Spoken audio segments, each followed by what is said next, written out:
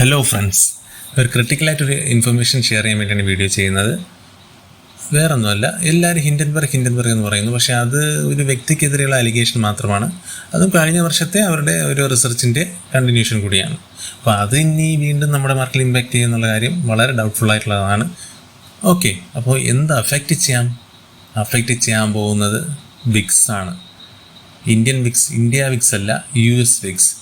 ആ ചാർട്ട് നോക്കിയപ്പോൾ കണ്ടൊരു കാര്യമാണ്, കറക്റ്റ് ചാർട്ടിലുള്ള കാര്യമാണ് പറഞ്ഞു തരുന്നത്. ഓക്കെ, US വിക്സ് എന്താ പറയുക, S&P 500 ഇൻഡെക്സിൽ ഓക്കെ ഒരു ക്രിട്ടിക്കലായിട്ടുള്ള കാര്യം കാണിച്ചു തരാം.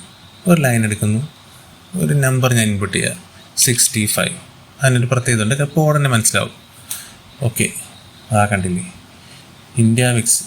US വിക്സിൻ്റെ ചരിത്രത്തിൽ തന്നെ വെറും 3 തവണ മാത്രമാണ് 65 എന്ന നമ്പർ ടച്ച് ചെയ്യുകയോ അത് ക്രോസ് ചെയ്യുകയോ ചെയ്തിട്ടുള്ളത്. ആ ഒരു വർഷം എന്ന് പറയുന്നത് ഇതാണ്. അതേതാ, 2008 ലോകം തന്നെ സാമ്പത്തിക മാന്ദ്യത്തിൻ്റെ പിടിയിലമർന്ന വർഷം. രണ്ടാമത്തതോ, ഇത് ഒരു മനുഷ്യനും മറക്കാത്തൊരു വർഷമാണ്, ഒരിക്കലും മറക്കാത്തൊരു വർഷമാണ് 2020, അതായത് കൊറോണ വർഷം. അത് എന്തൊക്കെയാണ് മാർക്കറ്റ് സംഭവിച്ചിട്ടുള്ളതെന്ന് മാർക്കറ്റ് ഫോളോ ചെയ്യുന്ന എല്ലാവർക്കും തന്നെ അറിയാം. പിന്നെ വന്നിരിക്കുന്നത് ഈ വർഷമാണ് സുഹൃത്തുക്കളെ, 2024. ഇനി 4 മാസം കൂടി ഉണ്ട്. ചിലപ്പോൾ ഒന്നും സംഭവിക്കാതെ അതുപോലെ തന്നെ പോവാം.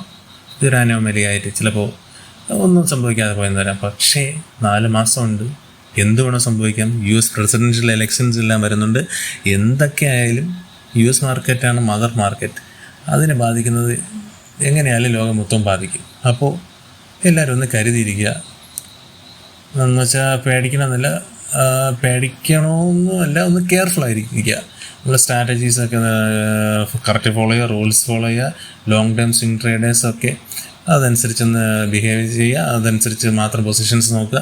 കാരണം ഇത് കണ്ടില്ല എന്നടിക്കാൻ കഴിയുന്ന കാര്യമല്ല, വളരെ ക്രിട്ടിക്കലായിട്ടുള്ള കാര്യമാണ്. ഇത് പ്രധാനമായിട്ട് ക്രിട്ടിക്കലായതിൻ്റെ കാര്യം എന്താണ്, ഇത് തന്നെയാണ് കാരണം. ഈ 2 സർക്കിൾ ചെയ്ത് വെച്ചിരിക്കുന്നത് തന്നെയാണ് മെയിനായിട്ടുള്ള കാരണം. ഓക്കെ, എല്ലാവർക്കും മനസ്സിലായെന്ന് വിശ്വസിക്കുന്നു. So be careful. എല്ലാവർക്കും ഈ അപ്ഡേറ്റ് ഉപകാരപ്പെട്ടു എന്ന് തന്നെ വിശ്വസിക്കുന്നു. കാരണം ഇത് കണ്ടുകൊണ്ട് നാളെ മാർക്കറ്റിൽ ഇടിഞ്ഞു വീഴുമെന്നല്ല, എന്തുവേണോ സംഭവിക്കാം. ദെയർ ഈസ് സംതിങ് റോങ്, അത്ര മാത്രം മനസ്സിലാക്കുക. Okay, thank you.